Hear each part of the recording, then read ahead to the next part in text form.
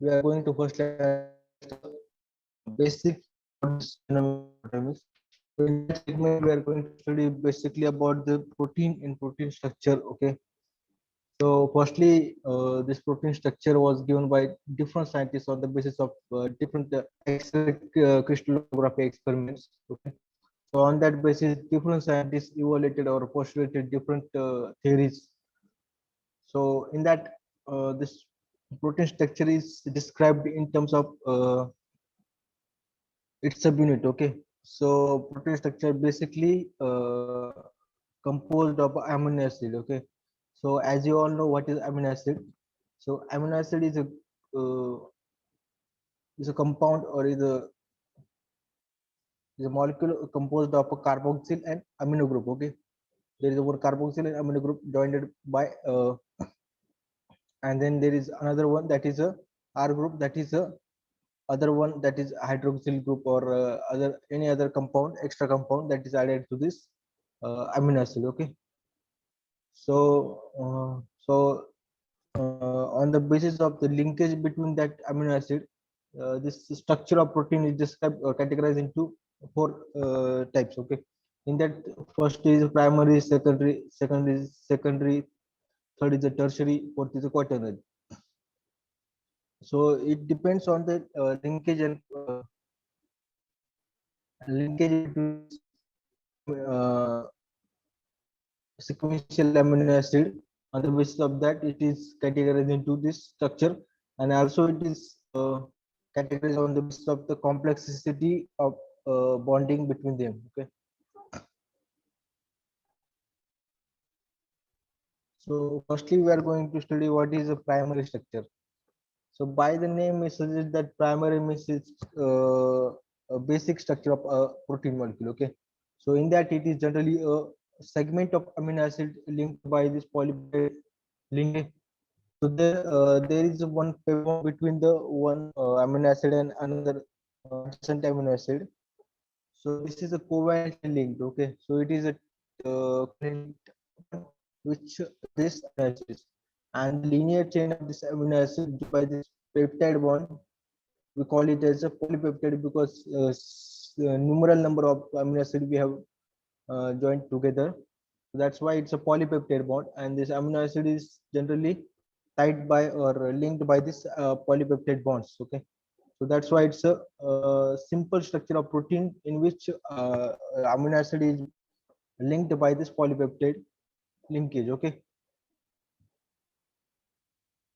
Okay, the structure started with terminal at and the carbohydrate terminal C. Okay. So as we stated that this amino acid composed of two main subunits. Again, those are the carbon terminal and amino terminal, that is a nitrogen terminal.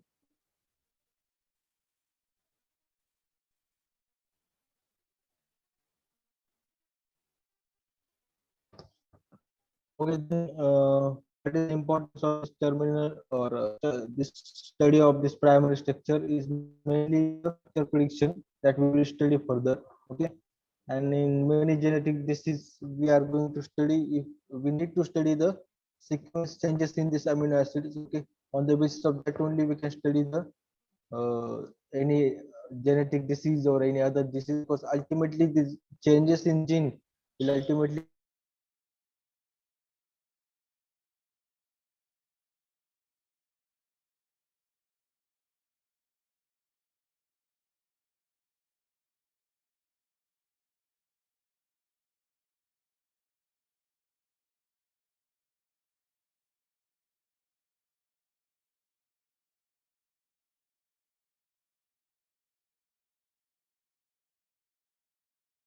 we can distinguish between any individual also. Okay. So in different field of biology or life science, we can study this. In biomedical science also, we can study the drug discovery by this method. Okay. In the plant biotechnology field, we can study the different amino acid sequence. And on the basis of that, we can distinguish between any individual plants also. Okay. So these are the many beneficial uses of this primary structure study. So these are some amino acid sequence determination techniques, that is Edman degradation and gene sequencing method. Okay, then this secondary structure evolved after the primary structure. So in that, it generally composed of a polypeptide chain, but it folds around. Okay, it is folded in particular shape. So it generally consists of alpha helix, beta pleated sheet, beta blends, non-repetitive structure, super secondary structure. But in general terms, in layman's terms, it is generally categorized into alpha helix and beta pleated sheets. Okay, so what is alpha helix? Alpha helix is nothing but a helix-like structure which is binded by the C alpha and C bond, or N and C bond, C alpha. Okay, so there is C alpha molecule will be must. Okay, so that's why it is the alpha helix structure. Okay, so it is folded around this bond. Okay, that's why it is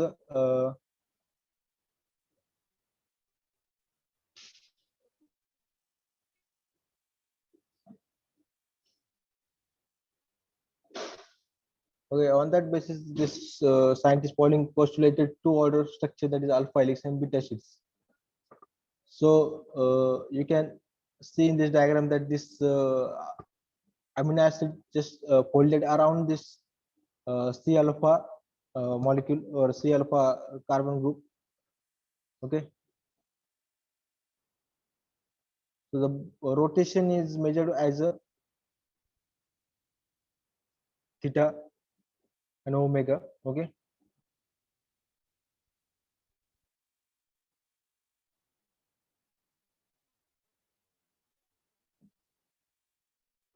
so it is also called as a dihedral angle or rotation angle, around which the amino acid sequence is rotated. That's why it's a dihedral angles and rotation angles. So in detail, we need not to study these angles and all, but we need to study what is the basic structure of protein. Okay, so it is generally folded. Okay, and it is generally rotated around. Okay,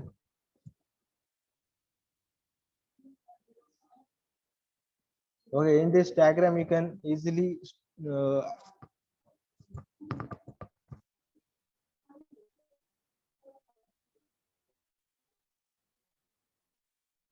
okay. In this diagram, you can easily see here that this hydrogen bond is there between the one hydrogen molecule of nitrogen or amino group and other carboxyl terminals O group. Okay, so there is one hydrogen bonding. That's why it's linked. Okay, otherwise it will be not stabilize. This alpha structure will be not stable. Okay, so through the hydrogen bonding it is stabilized. Okay, that's why it's maintain the helix structure. Okay, otherwise it will be a linear structure. Okay, and there you should know that there will be no involvement of this amino group. Okay, and this R group. Okay, R group is other group that is joined to this amino acid. Okay, so this is a basic difference between a secondary and tertiary structure. Okay, so in secondary structure there is no involvement of this R group, because if this R group is involved, it will be a more complicated structure. Okay, again this structure is super coiled, or it will be folded around. Okay,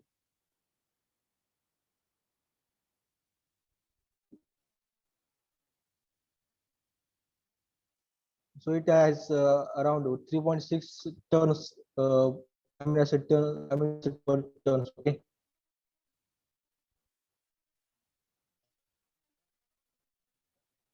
so this can be found in globular proteins like myoglobin and protein.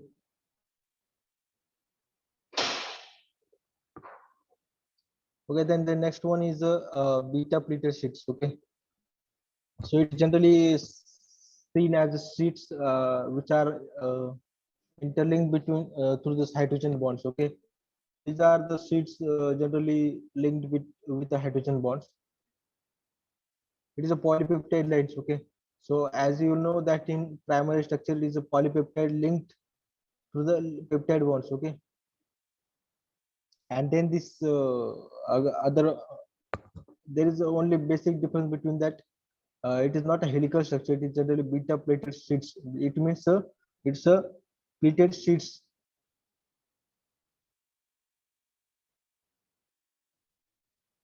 and it is a beta strands. Okay, there is another there is a other two types in that also. It's parallel and anti-parallel. That means uh, it's parallel to each other, and it's anti-parallel means those sequences are continued around in parallel direction. And if it is parallel direction, then it is a parallel. And then it, if it is not in parallel direction, it's in opposite direction, that is, then it is a anti-parallel. Okay.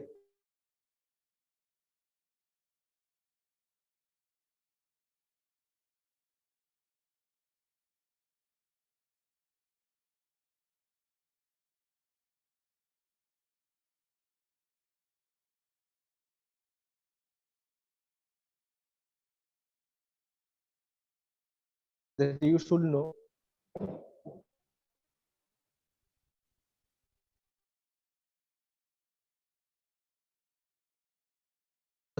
The secondary structure look like as this. If you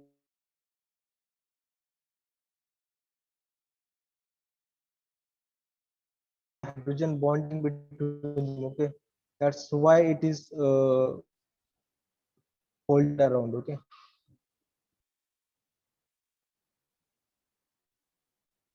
so you can see here this collagen triple helix.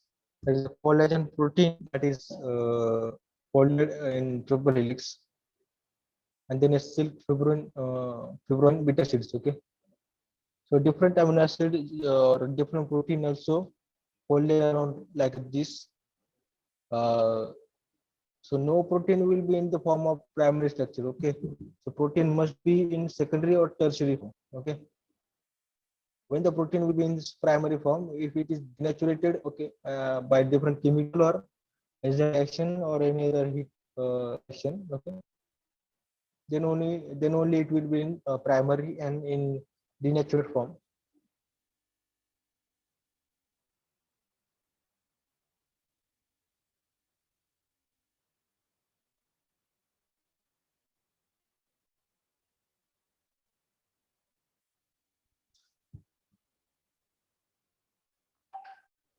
Okay, then there is a tertiary structure.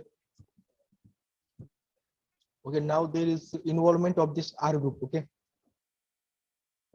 we studied earlier that there is a hydrogen bonding between the interlinked or adjacent amino acid, by which the molecule get stabilized, and the rotation between C alpha carbon molecule. Okay, so that's why it's folded around. Okay, and when we considering this tertiary structure, we need to know that it is a again very complicated structure by in which the uh, R group of that molecule will also involved, and the inter or it get linked by different bonding. Okay,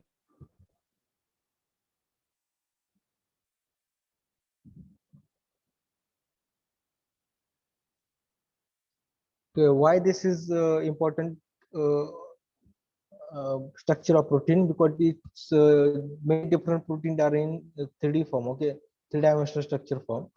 So that's why it's a common feature of protein structures. Okay, and if we need to study the proteins structure, then many scientists has given the references for this structure. Okay, for this form of this three-dimensional structure. Okay, so many experiment are stored in biological database also, and many discovery and other characterization of proteins also store in this three-dimensional structures. Okay,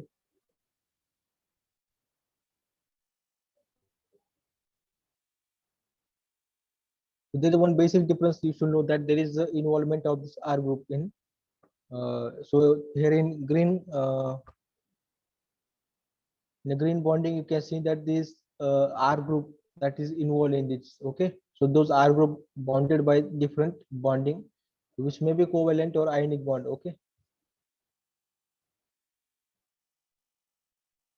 So you can see here that there is beta plated sheet also and alpha helix also. Okay, but those are bounded by this uh, bonds, which is shown here in green color. Okay,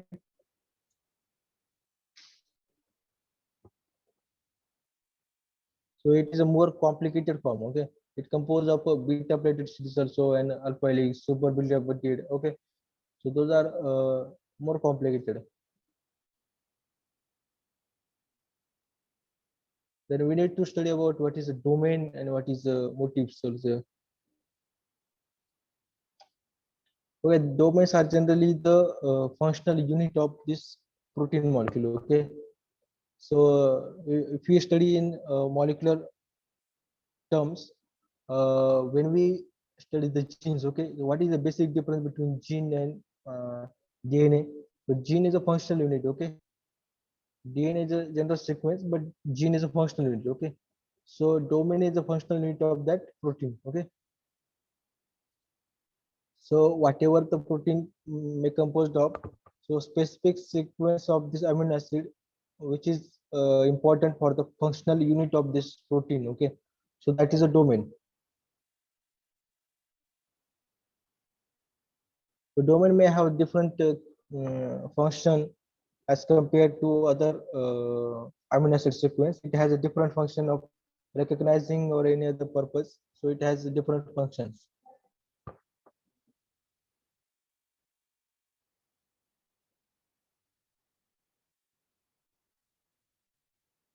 So as I said you that there is a different bonding in three-dimensional structure. Okay, so it may be different hydrogen bonding, disulfide bonding, ionic bonding, all. Okay, so those are all bounded by this.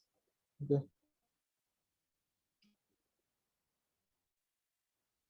So here you can see that there is a hydrogen bond between this adjacent hydrogen and oxygen molecule. There is a disulfide bridge or bonding between this adjacent methyl group. Okay, so here is the use of this methyl group. Okay,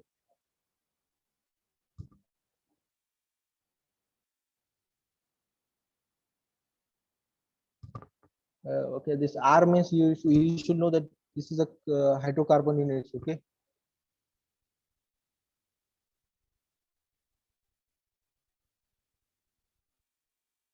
okay, here you can see this three-dimensional structure of some proteins.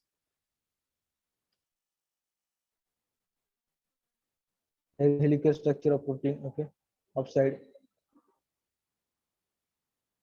Then there is a beta plated sheets also downside.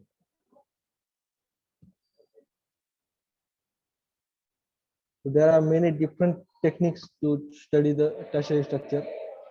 So it is generally the structure of protein or three-dimensional structure of protein mainly studied. To study this, we need to study different techniques. Okay. So first one is physical or experimental. In that, X-ray crystallography and NMR are there. Okay.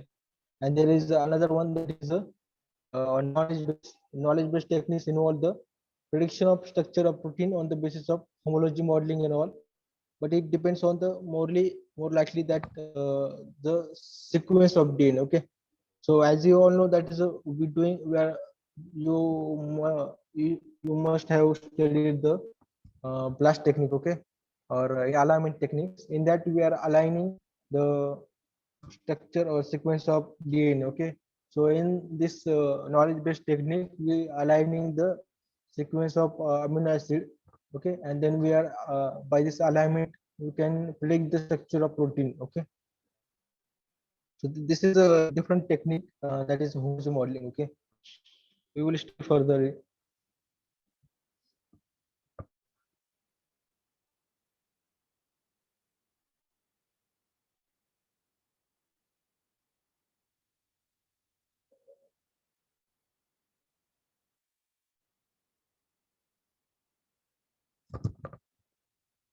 Okay, till now we have studied about this protein structure and its different types of protein structures also. Okay?